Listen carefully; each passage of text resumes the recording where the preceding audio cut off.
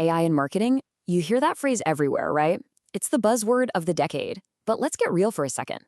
Beyond all the hype, what's the actual measurable dollars and cents return? The ROI. That's exactly what we're going to break down today. We're cutting through all that noise to see how AI is delivering real, hard financial results right now. All right, so here's the game plan. First, we're going to talk about that big challenge, the one that keeps marketers up at night. Then we'll see how AI is swooping in, not just as a tool, but as a real strategic partner.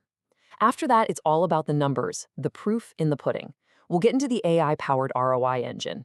Of course, we've got to talk about the tricky ethical questions, and we'll wrap up by looking at how we, the humans, and AI can work together to get the best results. Sound good? Let's go.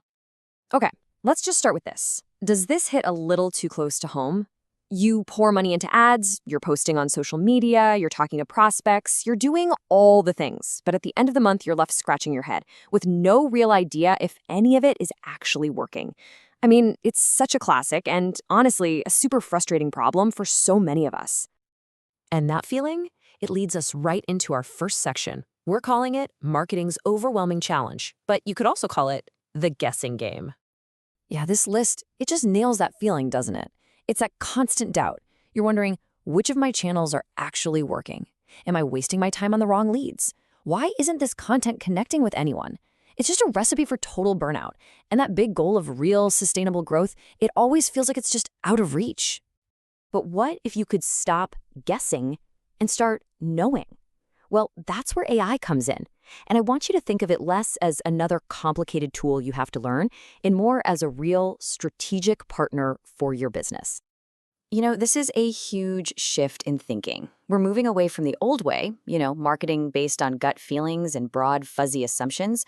Instead, we're moving toward a system built on cold, hard data. And what does that get you? Well, it means you can do hyper-personalized targeting, you can optimize things in real time, and this is the big one, you get a clear, measurable impact on your bottom line. So what is AI marketing, really? Let's just define it simply. At its heart, it's using artificial intelligence to automate and, frankly, give a massive upgrade to all your marketing efforts. The AI crunches the data, it predicts what your customers are going to do next, and it serves up personalized content. The goal? To boost your efficiency and your ROI. Okay, that all sounds great in theory, right? But where's the proof? This brings us to the real meat of this whole thing, the AI-powered ROI engine. Because, as they say, the proof is in the numbers. And folks, the numbers are good. And whoa, what numbers they are. Just look at Heinz. For their AI ketchup campaign, they literally just used an AI image generator and typed in the word ketchup. Simple, right? The result? A mind-blowing 2,500% return on their media investment. No, that is not a typo. 2,500%. Or how about L'Oreal? They rolled out these cool AI virtual try-on tools, so you could see exactly what that new shade of lipstick would look like on you right from your phone. And the impact? It was immediate. People who used that AI tool were 3 times more likely to actually buy something. That is a direct line from AI to conversions. And look, this isn't just a game for the global giants. The impact is happening in every industry. You've got Casabella, a lingerie brand, boosting its email revenue by 60%. Unilever is using AI to slash production costs by 30%. H&M cut unsold inventory by 21%. Starbucks used it to increase what people spend. And then there's a startup, Tomorrow Sleep, that went from 4,000 to 400,000 monthly visitors in a single year. The results are real, they are tangible, and they are everywhere. So you're probably asking, how is this even possible? Well, it's all about getting a much clearer picture of what's going on. See, marketing has always had this problem called attribution, which is just a fancy way of saying it's really hard to know which specific ad or email actually led to a sale. But causal AI models, they just cut right through that confusion. We're talking a 25 to 35% reduction in what's called attribution bias. In plain English, you finally know what's actually working. And here's the kicker. When you know what's working, you can make way smarter decisions with your money. That same research, it found that if you just reallocated a small piece of your budget, only 15%, based on what the AI tells you, moving it from the stuff that's not working to the stuff that is, you could see a nearly 20% lift in your total ROI. Think about that. Small, smart changes leading to some seriously significant growth. Okay, so these results are, wow, they're undeniably powerful. But having this level of insight, this level of influence, it forces us to ask a really serious question. At what cost? And that question leads us to a really critical part of this whole conversation. Let's talk about the ethical tightrope we're all walking between persuasion and manipulation. Now, there is a very fine but absolutely critical line here. On one side, you have persuasion. That's about being open, being honest. You're giving your customers relevant stuff to help them make a better choice for themselves. It empowers them. But manipulation? That's different. That's when you start exploiting psychological vulnerabilities, nudging people towards decisions without them even realizing it, and kind of overriding their rational brain. And this is where we get into some really big ethical dilemmas. For example, algorithmic bias. That's when an AI system accidentally learns and reinforces historical biases, say around race or gender.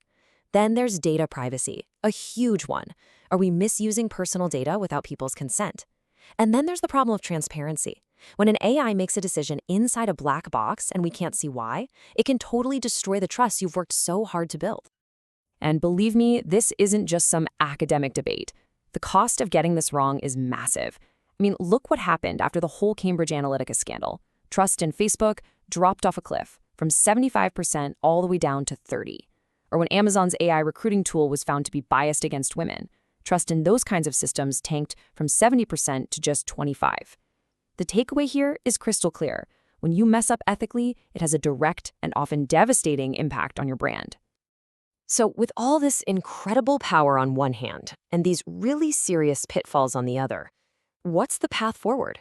Well, it's not about throwing out the technology. It's about embracing a new model. The future is all about collaboration. Humans and AI working together. And a huge skill in this new world is something called prompt engineering. Don't let the name scare you. It's really just the practice of designing clear, structured instructions for these AI tools. Why? So you can get useful, accurate, and relevant results that actually line up with your strategy. See, you can't just bark orders at an AI. You have to learn how to guide it with purpose. I mean, just look at the difference here.